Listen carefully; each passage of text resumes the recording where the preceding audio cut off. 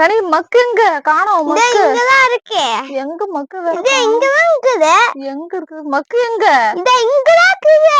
எங்க மக்கு காணோமே? எங்க கனி மக்கு காணோம்? இங்க இருக்கு. எங்க இருக்கு? எங்க?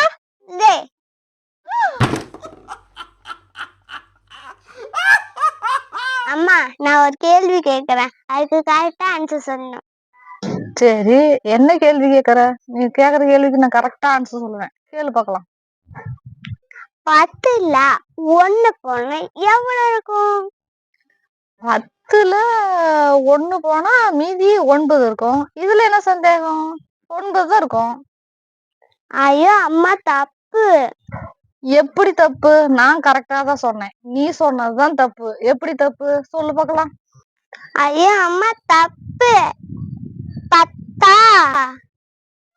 பக்கத்துல இருக்கிற 1 போயிடுச்சுன்னா 0 தான் இருக்கும். இது கூட தெரியல.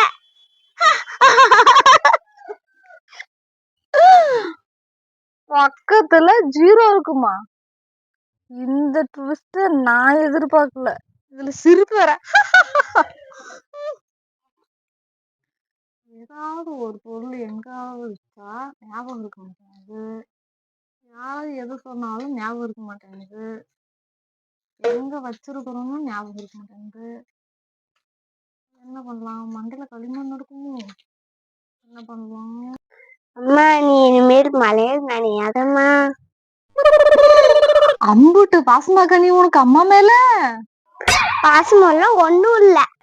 மலையில நனைஞ்சா உன் மண்டையில களிமண் கரைஞ்சிடும், அதுதான் இது சொன்னேன். பாசம்னு நினைச்சேன், எல்லாம் வேஸ்டமா?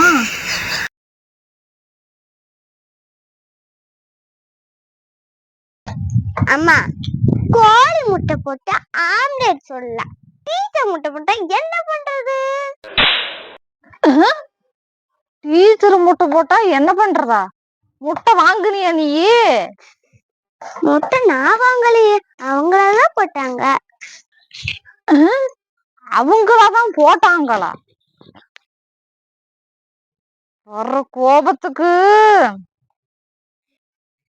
டீச்சர் போட்ட முட்டையா ஆம்லெட் போட முடியாது.